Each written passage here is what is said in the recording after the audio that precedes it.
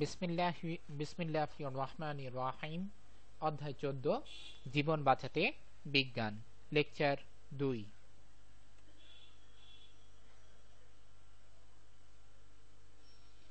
আমাদের এই লেকচারে ইনশাআল্লাহ আমরা আলোচনা করব সিটি স্ক্যান, এমআরআই এবং ইসিজি নিয়ে। নতুন ভিডিওর জন্য মিজান একাডেমি ক্লাস 9 ইউটিউবের চ্যানেলটি সাবস্ক্রাইব করুন এবং নতুন আপডেট জানার জন্য www.mizanacademy.com এ চোখ রাখুন এবং আমাদেরকে ফেসবুকে পাওয়ার জন্য মিজান একাডেমিতে একটি লাইক দিন। CT scan.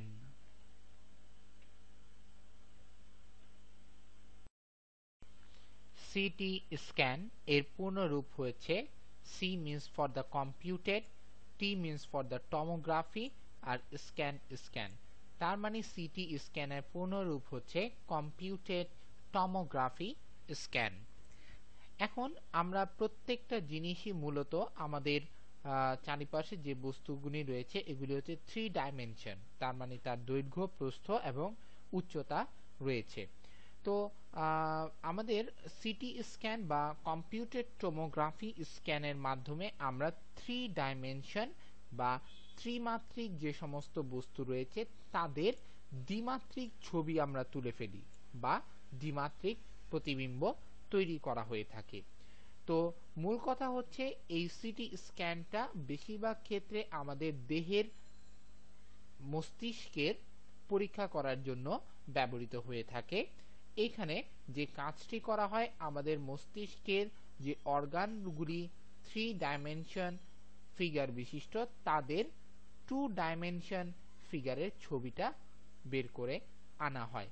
এই 3 ডাইমেনশন ফিগারের 2 ডাইমেনশন ছবি তৈরি করার প্রসেসটির নাম হচ্ছে টমোগ্রাফি।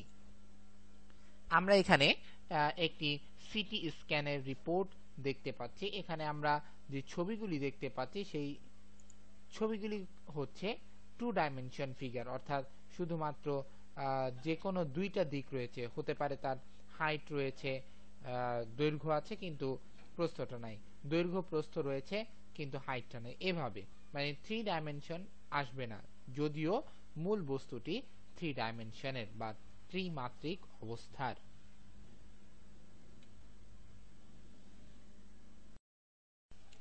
আমরা এখন ইনশাআল্লাহ দেখব হচ্ছে সিটি স্ক্যান কিভাবে কাজ করে। মূলত সিটি স্ক্যানের ভিতরে যে ত্রিমাত্রিক যে প্রতিবিম্ব বা ত্রিমাত্রিক বস্তুর যে প্রতিবিম্বটা গঠন করা হয় সেটি আমাদের জ্যামিতিক প্রসেস অ্যাপ্লাই হয়ে থাকে, অর্থাৎ এদের অ্যাঙ্গেল, কোণ, সরলরেখা এগুলোর উপর ভিত্তি করে ত্রিমাত্রিক প্রতিবিম্বটি গঠিত হয়। এখানে যে কাজটি করা হয়, যে আমরা এক্স রে সময় দেখলাম যে এক্স রে রশ্মি ছোড়া হয়, এক্ষেত্রেও ঠিক সেম এক্স রের একত্রিত গুচ্ছ, অর্থাৎ এক্স রে রশ্মিগুচ্ছ একত্রিত হয়ে একটি বিম আকারে অর্থাৎ মোটা রশ্মি আকারে শরীরের ভিতরে ফেলা হয়।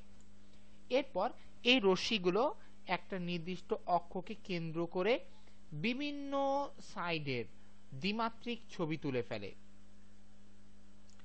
আবারও বলছি যে কি করছে, যে বিভিন্ন দিক থেকে তারা ছবি তুলছে, ছবি তোলার ফলে তারা কিন্তু 2 ডাইমেনশন ফিগারটা ক্রিয়েট করে।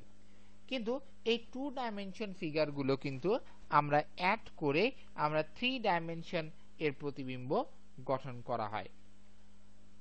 তো এখানে মূল থিওরিটা কি দাঁড়াচ্ছে, যে টমোগ্রাফিটা হচ্ছিল যে ত্রিমাত্রিক বস্তুর দ্বিমাত্রিক ছবি, ঠিক সেম ভাবে এই সিটি স্ক্যান প্রসেসেও ত্রিমাত্রিক বস্তুর দ্বিমাত্রিক ছবি এক্স রে বিমের সাহায্যে তোলা হয়। এরপর দ্বিমাত্রিক ছবিগুলোকে এডিটিং করে বা অ্যাড করে তাদেরকে ত্রিমাত্রিক প্রতিবিম্বটা গঠন করা হয়। এখন এখানে যে জিনিসটা রয়েছে সেটা হলো যে কিভাবে অ্যাকচুয়ালি ত্রিমাত্রিক প্রতিবিম্বটা হয়। আমরা সিটি স্ক্যান যন্ত্রের মধ্যে একটা ডিটেক্টর রয়েছে, অর্থাৎ যেটি ডিটেকশন করে এই ধরনের এক্স রে ডিটেক্টর রয়েছে, যার সাহায্যে আমরা দেহের বিভিন্ন ঘনত্বের অর্থাৎ আমাদের দেহের যে ডেনসিটি রয়েছে, বিভিন্ন পদার্থের ডেনসিটি রয়েছে, এই যে স্তরগুলি রয়েছে এই স্তরগুলো আইডেন্টিফাইড হয়ে যায় বা শনাক্ত হয়ে যায়। এরপর এই সিটি স্ক্যানের এক্স-রে ডিটেক্টর সেই ডেটাটাকে কোথায় প্রেরণ করে? কম্পিউটারে পাঠিয়ে দেয়। কম্পিউটার তারপর আমি একটু আগে বলেছিলাম যে দ্বিমাত্রিক ছবিগুলো একত্রিত করে ত্রিমাত্রিক প্রতিবিম্ব, ঠিক অনুরূপভাবে এই কম্পিউটার এই ডেটাগুলির মাধ্যমে অর্থাৎ দ্বিমাত্রিক ছবিগুলো যেগুলি তোলা হয় সেগুলোকে এডিটিং করে ত্রিমাত্রিক ছবি গঠন করে এবং পর্দার মধ্যে সেটা ডিসপ্লে করে দেয়। তাহলে মূল কথা হচ্ছে যে এক্স-রের বিম ছোড়া হয় শরীরের মধ্যে, সেই বিমটি একটা নির্দিষ্ট অক্ষকে কেন্দ্র করে ঘুরে বিভিন্ন স্থানে দ্বিমাত্রিক ছবি তোলে। দ্বিমাত্রিক ছবি করার পর সেই দ্বিমাত্রিক ছবি অ্যাড হয়ে ত্রিমাত্রিক প্রতিবিম্ব গঠন হয় এবং এই প্রতিবিম্ব গঠন হওয়ার আগে দ্বিমাত্রিক ছবির যে ডেটাগুলি কম্পিউটারে প্রেরণ করে, কম্পিউটার সেই দ্বিমাত্রিক ছবিগুলোকে অ্যাড করে এই যে ত্রিমাত্রিক ছবি গঠন করে এবং সেটা আমাদের পর্দায় অর্থাৎ ফিল্মের মধ্যে ডিসপ্লে হয়।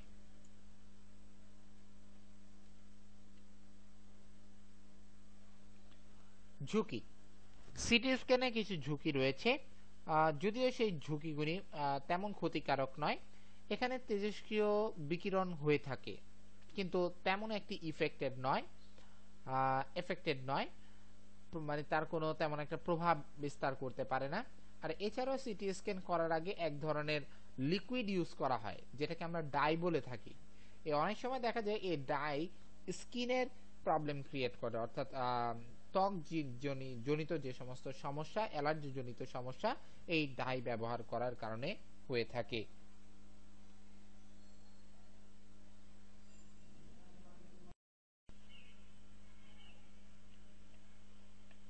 ঝুঁকি এড়াবার কৌশল। সিটি স্ক্যানের ক্ষেত্রে যেহেতু এটা কম্পিউটার টোমোগ্রাফি স্ক্যান, এক্ষেত্রে মেটাল জাতীয় কোনো পদার্থ এই মেশিনের কাছাকাছি আনাটা অনুচিত।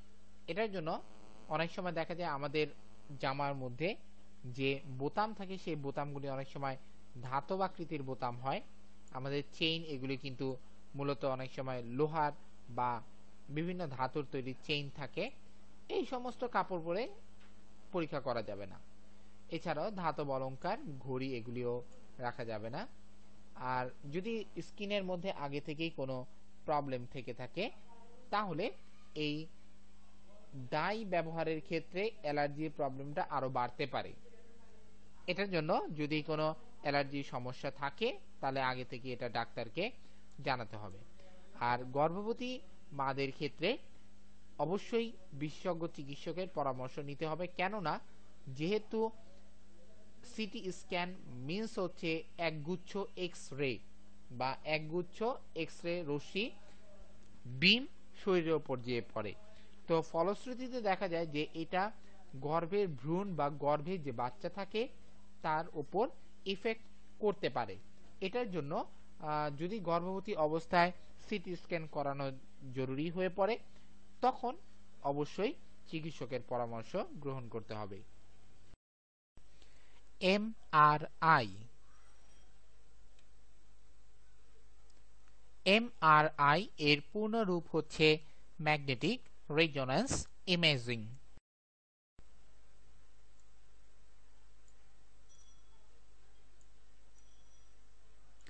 এর মূল কাজটি হচ্ছে যে আমাদের শরীরকে চৌম্বক ক্ষেত্র দ্বারা চুম্বকায়িত করা এবং এই শরীরের মধ্যে রেডিও তরঙ্গ প্রবেশ করানো। এর মাধ্যমে সে আমাদের দেহের বিভিন্ন অঙ্গ প্রত্যঙ্গের প্রতিবিম্বমূলক ইমেজ বা ছবি গঠন করে থাকে, যা আলহামদুলিল্লাহ ডাক্তারের জন্য প্রবলেমস অর্থাৎ হিউম্যান বডির প্রবলেমস ফাইন্ড আউট করতে হেল্প বা সাহায্য করে থাকে। তাহলে এক্ষেত্রে লক্ষণীয় ব্যাপার হচ্ছে যেটি চৌম্বক ক্ষেত্র এবং রেডিও তরঙ্গ এই দুটির অ্যাপ্রোপ্রিয়েট ইউজই ম্যাগনেটিক রেজোন্যান্স ইমেজিং এ ব্যবহৃত হয়ে থাকে।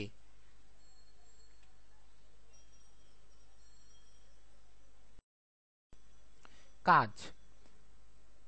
এমআরআই মেশিনটি মূলত নিউক্লিয় চৌম্বক অনুনাদ এর উপর ভিত্তি করে কাজ করে। নিউক্লিয় চৌম্বক অনুনাদ বোঝার আগে আমাদের একটু চৌম্বক পদার্থের যে তিনটি টাইপস রয়েছে, একটি হচ্ছে ডায়াচৌম্বক, একটি হচ্ছে প্যারাচৌম্বক এবং আরেকটি হচ্ছে ফেরোচৌম্বক।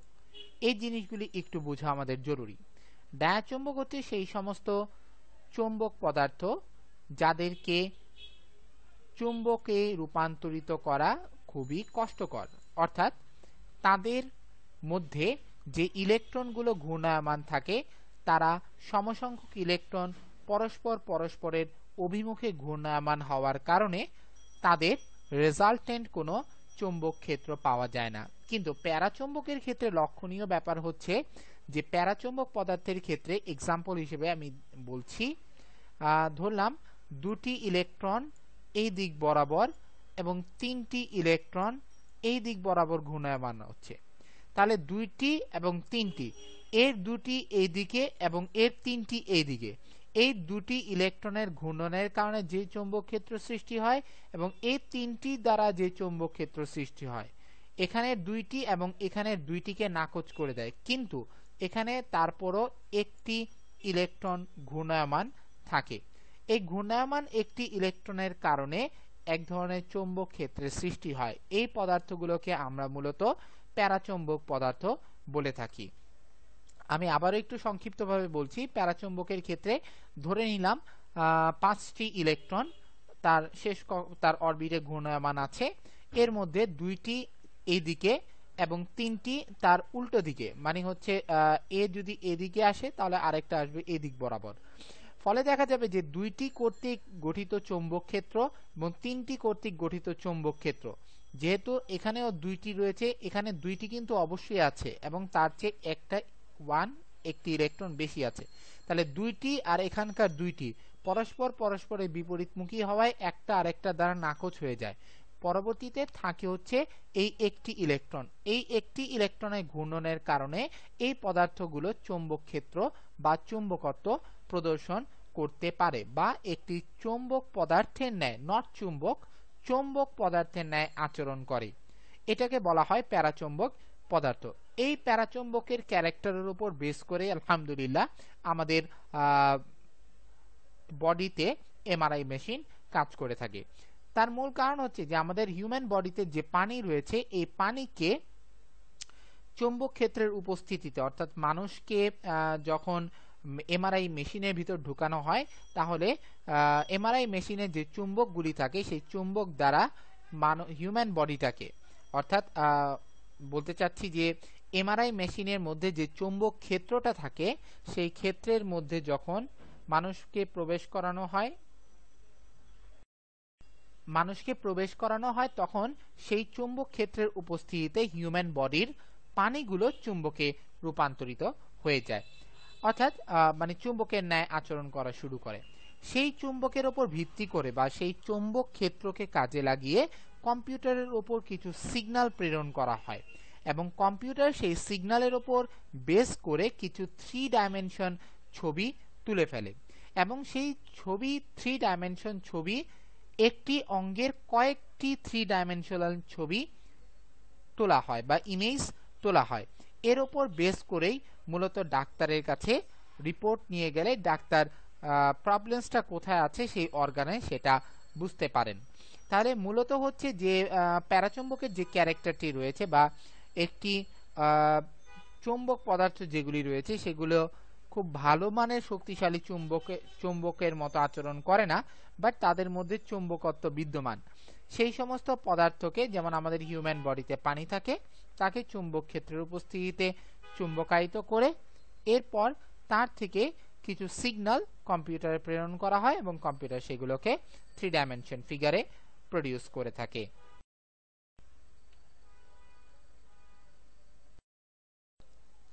এখন যে প্রতিবিম্ব বা ইমেজটা তোলা হয় সেটাকে হচ্ছে ফালির সাথে তুলনা করা হয়। হোয়াট ইজ ফালি?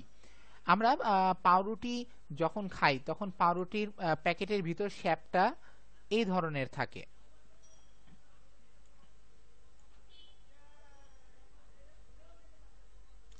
এই ধরনের পাউরুটির শেপ থাকে। কিন্তু পাউরুটির মাঝে মধ্যে কিন্তু মাঝে মাঝে এই ধরনের গ্যাপ থাকে, মানে কাটা কাটা থাকে, এমন কাটা কাটা থাকে। এখান থেকে যদি আমরা যে কোনো একটা পিসকে যদি তুলে আনি তাহলে তার অবস্থাটা কিন্তু এমন হবে। আমরা যদি এই দিক থেকে তাকাই তাহলে এমন দেখব, আর যদি তাকে এই দিক থেকে তাকাই তাহলে তাকে দেখা যাবে হচ্ছে এমন একটি ফ্ল্যাটের মতো এমন দেখা যাবে।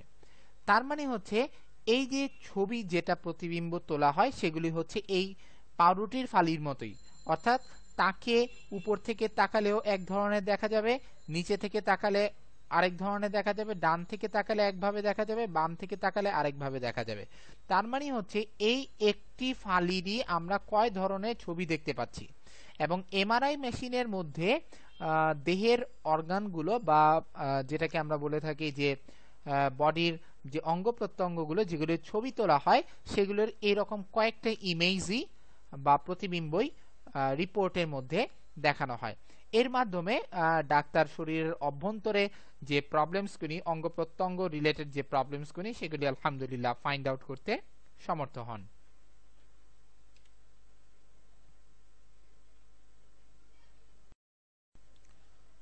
এমআরআই মেশিনের মধ্যে প্রবেশ করানোর আগে হিউম্যান বডিটাকে কিছু ডাই ইউজ করা হয়ে থাকে স্কিনের উপর। তো এই ডাই অনেক সময় দেখা যায় যে যাদের স্কিনে প্রবলেম থাকে তাদের অ্যালার্জি জনিত কিছু প্রতিক্রিয়া সৃষ্টি হয়ে থাকে বা সৃষ্টির জন্য দায়ী। আর এছাড়াও অনেক সময় এমআরআই মেশিনের মধ্যে এক ধরনের সাউন্ড হয়, সে সাউন্ডের কারণে অনেকের মাথা ব্যথা বা ঝিমুনি ভাব আসতে পারে। মোটামুটি এই ঝুঁকিগুলি বিদ্যমান।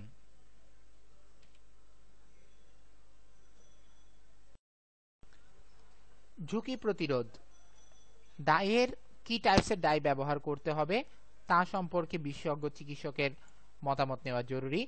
আর এমআরআই, যেহেতু এমআরআই মেশিনের মূল ফেনোমেনা বা মূল ভিত্তি হচ্ছে চৌম্বক ক্ষেত্র তৈরির মাধ্যমে সে তার অপারেশন করে থাকে বা সে তার কার্যকলাপ করে থাকে, সুতরাং যেহেতু ম্যাগনেট রিলেটেড জিনিসপত্র এই মেশিনের সামনে কোনো ধাতব পদার্থকে রাখা যাবে না বা আনা যাবে না, কেননা যেহেতু এমআরআই মেশিন একটি চৌম্বক ক্ষেত্র ক্রিয়েট করে থাকে, সুতরাং ধাতব পদার্থগুলি যদি আনা হয় তাহলে এই চৌম্বক ক্ষেত্র দ্বারা সেগুলি আকৃষ্ট হয়ে মেশিনের গায়ে লেগে যেতে পারে বা মেশিনে চলে যেতে পারে। এটার জন্য মূলত এমআরআই মেশিনের আশেপাশে ধাতব পদার্থগুলো রাখাটা অনুচিত। ইসিজি,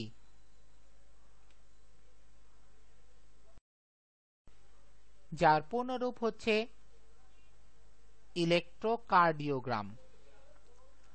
আমরা ছবিতে একজন পেশেন্ট বা রোগীর ইলেকট্রোকার্ডিয়াম করারত অবস্থায় একটি ছবি দেখতে পাচ্ছি এবং পাশে ইলেকট্রোকার্ডিয়ামের রিপোর্টটি কেমন হয় সেটাও দেখা যাচ্ছে। এটা এই যে গ্রাফিক্যাল রিপ্রেজেন্টেশনটা হচ্ছে তার রিপোর্ট এবং এটা হচ্ছে ইলেকট্রোকার্ডিওগ্রাম করার সিস্টেম। ইলেকট্রোকার্ডিওগ্রাম যেটার উপর বেস করে করা হয় সেটা হচ্ছে হৃৎপিণ্ডের স্পন্দন।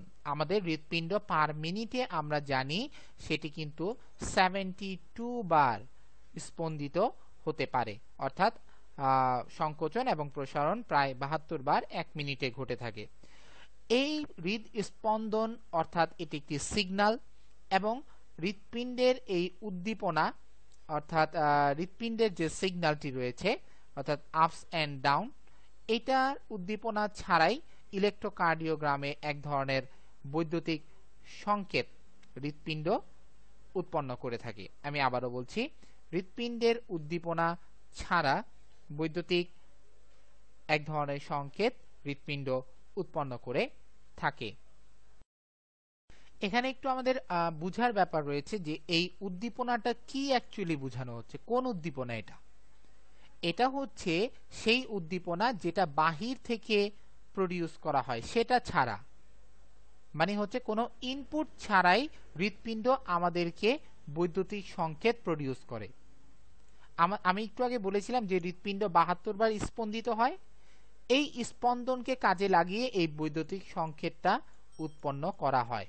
বাহির থেকে কিন্তু বৈদ্যুতিক সংকেত উৎপন্ন হওয়ার জন্য হৃৎপিণ্ডে কোনো ইনপুট দেওয়া হয় না।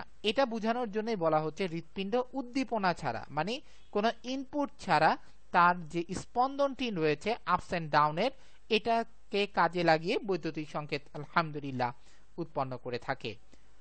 আর হৃৎপিণ্ডের স্পন্দনের হার, স্পন্দন মানে হচ্ছে কাঁপা, এই যে একবার সংকোচন হচ্ছে প্রসারণ হচ্ছে, আমাদের বুকে বাম সাইডে হালকা হাত দিলে আমরা কিন্তু হৃৎপিণ্ডের কম্পনটা অনুভব করতে পারি। এই হৃৎপিণ্ডের ছন্দময় স্পন্দনের হার অর্থাৎ আপস এন্ড ডাউন মানে হচ্ছে সংকোচন বা প্রসারণের যে হারটা, সেটা ছন্দময়তা অর্থাৎ কখনো বেড়ে যাচ্ছে, কখনো কমে যাচ্ছে, আবার বাড়ছে, আবার কমছে, অর্থাৎ একটি নির্দিষ্ট ধাপ, একটি ছন্দ বিরাজ করে পরিমাপ করা যায়। যেমন আমি এক্সাম্পল দিচ্ছি, যেমন সিগন্যালটি এভাবে উপরে উঠে গেল, আবার নেমে গেল, আবার উপরে উঠে গেল, আবার নেমে গেল, আবার উপরে উঠলো, আবার নামলো। এটা হচ্ছে ছন্দময়তা। পিক, আবার লো, আবার পিক, আবার লো, এই যে একটা রিলেশন, ছন্দময়তা, এটাই বোঝানো হচ্ছে আর কি। হৃৎপিণ্ডের স্পন্দনের হার, এই ছন্দময়তাও পরিমাপ করা যায় বা কাউন্ট করা যায়। কার্যপ্রণালী, আসলে হৃৎপিণ্ডের মধ্যে যে ইসিজি বা ইলেকট্রোকার্ডিওগ্রামটা করা হয়, অ্যাকচুয়ালি এটা কিভাবে করা হয় এখন ইনশাআল্লাহ আমরা সেটা নিয়ে কথা বলবো। বুকের ওপর 10টি ইলেকট্রোড বসানো থাকে। ইলেকট্রোডটা অ্যাকচুয়ালি কি? ইলেকট্রোড একটি কর্ডের মতো, একটি তারের মতো অংশ, যেটা লাইক দিস কিছু ক্লিপের মতো থাকে, যেটা বুকের ওপর বসানো হয় এক প্রান্ত, এবং অন্য প্রান্ত হচ্ছে ইসিজি মেশিনের মধ্যে লাগানো হয়। 10টি ইলেকট্রোডের মধ্যে এরপর হাতে ও পায়ে মোট 4টি এবং 6টি হৃৎপিণ্ডের প্রাচীর বরাবর এই ইলেকট্রোড স্থাপন করা হয়ে থাকে। ইলেকট্রোডের মাধ্যমে হৃৎপিণ্ড থেকে প্রডিউসকৃত যে বৈদ্যুতিক সিগন্যালটি সেটা রেকর্ড করা হয়, অর্থাৎ ইলেকট্রোডের মাধ্যমে ইসিজি মেশিনের মধ্যে হৃৎপিণ্ড কর্তৃক প্রডিউসকৃত এই তড়িৎ সংকেত পাস হয় বা চলে যায়। কোথায় যায়? মেশিনে যায়, ইসিজি মেশিনে যায়। এরপর ইসিজি মেশিন সেই সিগন্যাল এর উপর বেস করে গ্রাফ অঙ্কন করে। এখন এই গ্রাফটা নরমাল হার্টের ক্ষেত্রে বা স্বাভাবিক হার্টের ক্ষেত্রে এক ধরনের হয়, অস্বাভাবিক হার্টের ক্ষেত্রে অন্য ধরনের হয়। তাহলে স্বাভাবিক যে গ্রাফটা আমরা পেয়ে থাকি, সেই গ্রাফটাকে স্যাম্পল ধরে প্রাপ্ত গ্রাফের সাথে তুলনা করা হয়, অর্থাৎ যে গ্রাফটা আমরা রোগীরটা পাচ্ছি, মানে মূল কথা হচ্ছে ডাক্তারের কাছে একটি নরমাল হার্টের গ্রাফ থাকে, আরেকটা হচ্ছে রোগী অর্থাৎ পেশেন্টের একটি গ্রাফ থাকে। ডাক্তার এই নরমালের সাথে এই পেশেন্টের গ্রাফটাকে ম্যাচ করেন। ম্যাচ করানোর পর যদি কোথাও প্রবলেম ফাইন্ড আউট করেন, অর্থাৎ এখান থেকে এইটার গ্রাফে যদি কোথাও অমিল খুঁজে পান, তাহলে বুঝতে পারেন যে পেশেন্টের গ্রাফে অর্থাৎ পেশেন্টের হার্টে সমস্যা রয়েছে। এভাবেই মূলত একটি কার্ভ অর্থাৎ গ্রাফিক্যাল রিপ্রেজেন্টেশন হার্টের এই ধরনের কিছু ছবি আমরা ইসিজি রিপোর্টে এই ধরনের গ্রাফিক্যাল রিপ্রেজেন্টেশন দেখতে পাই।